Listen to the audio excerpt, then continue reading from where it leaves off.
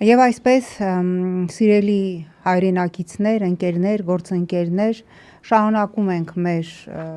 թողարկումը, այսօրվա հերթապաները ես ու Արմենն ենք Աշոտյան, մեր առաջի հյուրը Նարեկն էր, ով գնաց եւ հիմա մենք տաղավարում իմ նիմնիմի հյուրընկալել ենք երգիչ, երգահան Դավիթ Ամալյանին։ Ազատամարտի։ Դե ասма մի ասա չեմ ասում, լավ։ Եվ Դավիթը չգիտի, ես որպես մարդու իրավունքների հանձնաժողով ես չեմ պատմել սա Դավիթին առիթ չի եղել, երևի ես այն քիչ վերջին մարդկանցից եմ եղել, որ Ստեփանակերտում հանդիպել եմ Դավիթի որդուն Վարդանին, միասին ճաշել ենք Չաստի ճաշարանում, միասին նկար ունենք մի ֆանտաստիկ բոյով, սիրուն, հետաքրքիր ժպիտը դեմքին երիտասարդ Վարդանը, որը 44-օրյայի մեր զոհերից էր եւ գիտեք ես էս էլ ասեմ մի հատ էմոցիոնալ պահ ու անցնեմ այս 44-օրյա պատերազմը ես կարծում եմ բոլորիս կյանքում ինչ որ շատ կարևոր բան փոխեց ես Աշոտյանը չի հիշում ինքը ինչ վիճակում էր երբ որ իրեն որպես դատական բժիշկ ուղարկել էին ծառայությունը Սիսիանի մորգում ես գոսպիտալում եւ ինքը հա այդ դիահերձման process-ներին մասնակցում էր այո հա դա տես եւ այդ օրերին երբ որ ես խոսում էի Արմենի հետ ես վախենում էի որ Արմենը երբ որ վերադառնա ինքը կարող է adekvat չլինի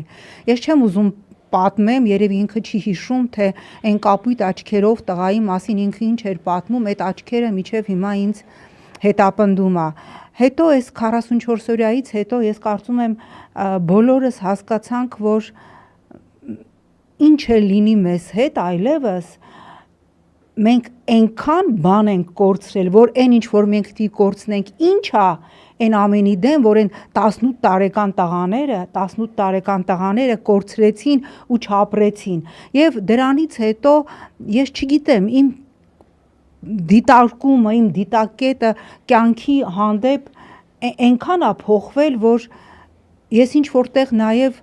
երախտապարտ եմ այդ տղաներին որտեվ իրանք ինձ սովորեցրեցին գնահատել ամեն օրը որտեվ դու գիտես որ քո վաղը կարող է չլինել այնքան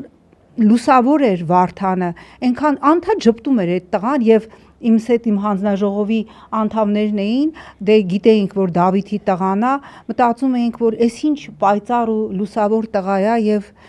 ինչ ասեմ, եւ ես միշտ զարմացել եմ Դավիթ ջան, ես մտածել եմ, որ ինչ ասեմ, ես դաժան բան եմ ասում, այդ վիշտը դա մի հատ նենց անհաղթահարելի բան է, ես որ տեսնում եմ Աստղիկին Գալեյան, ես խելագարվում եմ, ես մտածում եմ ոնց է դա հնարավոր Ոնց է հնարավոր այդ ցավի հետ ապրել էլի, բայց հիմա ինչ իրականության մեջ ենք մենք ապրում, հա։ Կներես ցավը տանեմ, ասենց նառան տենց չթաքցնեմ էլի, մենք տես մտածում ենք եթերից առաջ ընդմիջմանը ոնց սկսենք։ Նառան շատ մարդկանց, մենք ուրիշ բան ենք պայմանավորվել ոնց ենք։ Հա, բայց ես չեմ կարող դա չասել։ Ու դե շատ ճիշտ ես ասում, արի տենց էլ անենք։ Դավիթ ջան, ցավը տանեմ։ Նառան ճիշտ է ասում, շատ կարևոր բան։ Մեր առօրյայում կենցաղում ամեն ինչ է փոխվել Դավիթ կներես մենք իրանք չունենք մոռանալու այդ պահը լիքը մարդ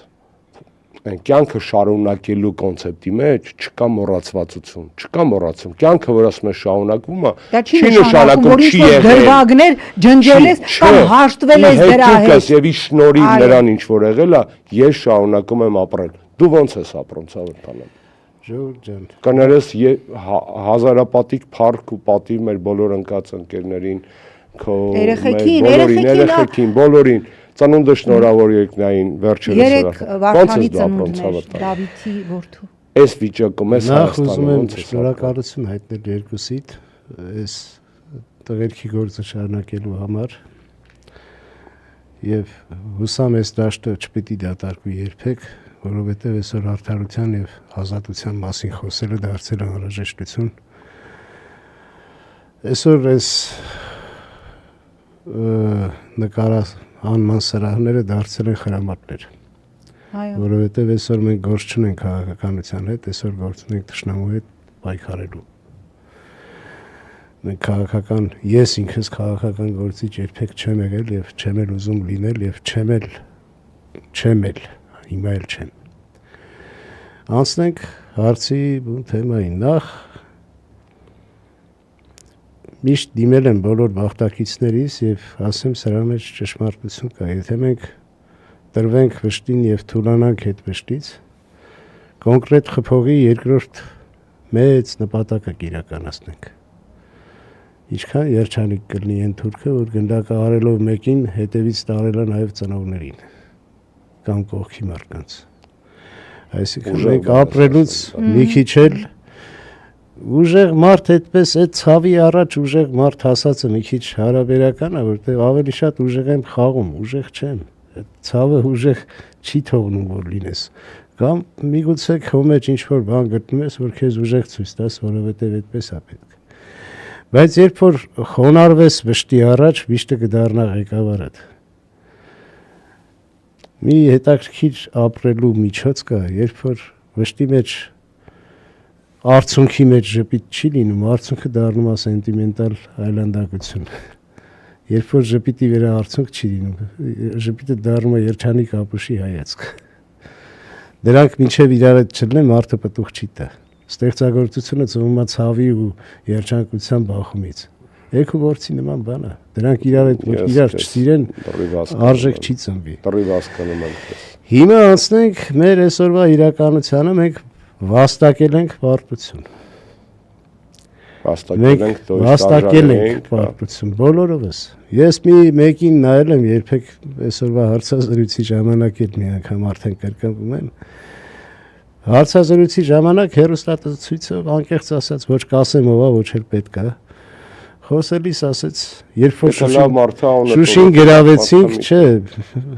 դա ուղղատի մասին չի խոսքը, մարդկային մտածելակերպի, ասեց Շուշին գրավեցինք,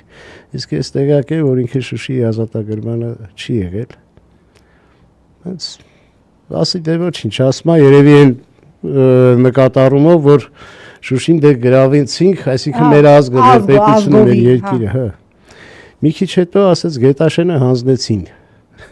Իսկ Գետաշենի հանձնման ժամանակ եղել է, չեմ ասում իր պատճառով հանձնվել։ Բայց ինքը ներկա է։ Բայց հասկացա, որ այս մարդը ուղակի պարտությունից խուսափում է, հաղթանակին փաթաթում եւ գրկում է։ Մենք հիմա հաղթանակի ջատագողներն էինք բոլորս մեզ կարծում, բայց ասում ենք, որ պարտվեցին։ Հիմա որ այդ պատճառները, բաները թողնենք, բայց մենք Գիտեք ինչ, 20 թվին միշտ ասում էի ժողովուրդ ջան, որ պարտության հետ հաշվի չնստենք, ավելի ծանր բաներ ենք տեսնելու։ Մենք հաղթանակին չհասկացանք, լքեց մեզ։ Հաղթանակին կամ շատ գովեցին, կամ շատ փառաբանեցին, գիտեք, Աստվածաշնչն է, գիտես առակդ, որովհետև ամեն դեպքում մենք հաղթանակի, ես միշտ ասում եմ, բանակը մեր ընտանիքի պետության մոդելը պետք է ընտանիքը լիներ։ Սա իմ ընկեր փիլիսոփա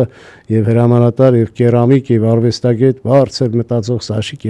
ասած մտքերն էր, Մերկոնյան Ալեքսանդրի ասպետ ջոկատի հրամանատար, որ ասում էր մեր պետությունը պետք է կայանա մեր ընտանիքի մոդելով։ Այն բառերը, որ ազգային ժողովում ասում են, դրանք պետք է ընտանիքից բխվեն։ Այդ շփումը պետք է մաքսիմում ընտանեկան լինի։ Պետք է ցավը տանեմ դա բառը չդառնա ժողովրդախոսակցական, պետք է դառնա պետական։ Պետք է մեր մտածելակերպի եւ մեր մտածելակերպի մեջ մեր ընտանեկան մտածելակերպը գա դառնա պետություն։ Բայց մենք ցավոք սրտի պետությունը մեզնից հերացրեցինք եւ դառավ կեղծ շփման միջոց։ Ոստիկանը պետեսու Չեսիչյան, այսինքն մեր շփման ձևը դարձավ կիսապաշտոնական, որը մեզ հերացրեց անձնական մարդկային մտածելակերպից եւ մոտեցումից։ Խոսքը միջև 18-ն է, չէ՞, որովհետեւ հիմա միջև 18-ից առաջ էլ հետո էլ մենք այսինքն բայց հիմա ոնց որ բայց հիմա մենք ես հենց այդ եմ ասում։ Ժողովուրդ ջան, այսինքն մենք այսօր դատապարտված ենք ընտանիքը վերադարձնելու պետություն, որը 18-ից հետո ցավոք սրտի ավելի հեռացավ։ Այսինքն մենք արհեստականության գիրկն ենք ընկել։ Մտածելակերպի մասին եմ ասում, քաղաքական բան չի։ Ամեն ինչ տեղից է գալի։ Մենք քիչ առաջ խոսում էինք կներես Նարեկ Գալստյանը այստեղ էր, դուք շփվեցիք դրսում։ Ես 100 անգամ ասում եմ սա, խնդիրը քաղաքական չի, խնդիրը արժե համակարգային է, քաղաքակրթական է եւ մեր ներսում է, ոչ թե քաղաքական շահերի մեջ է։ Դրա համար մենք տարբեր մարդիկ ենք, գիտես, չէ՞, մենք ինչքան միս ենք իրար կերես 25 տարվա մեջ, բայց այսօր լիքը բան քո ասած ցավը, այդ մտահոգությունը եւ կներես, մենակ ցավը մտահոգությունը չի։ Դու լավ բան ասացիր, արդյունքը սնում է կյանքը, չէ՞, փաստացի։ Նաեւ ապագայի նկատմամբ հավատամքը։ Դե հուսահատությունը մեղք է։ Հուսահատությունը մեղք է, այդ աստվածաշնչյան падգամը։ Եթե մենք քրիստոնյա ենք եւ իրոք հավատում ենք, որ կա կյանք մահից հետո, ինչա որ չհավատանք, որ կա կյանք Նիկոլից հետո։ Նիկոլում շունն է, որ մահից ավելի ուժեղ լինի։ Եթե մահից հետո կյանք կա, ո՞նց կարա Նիկոլից հետո կյանք չլինի։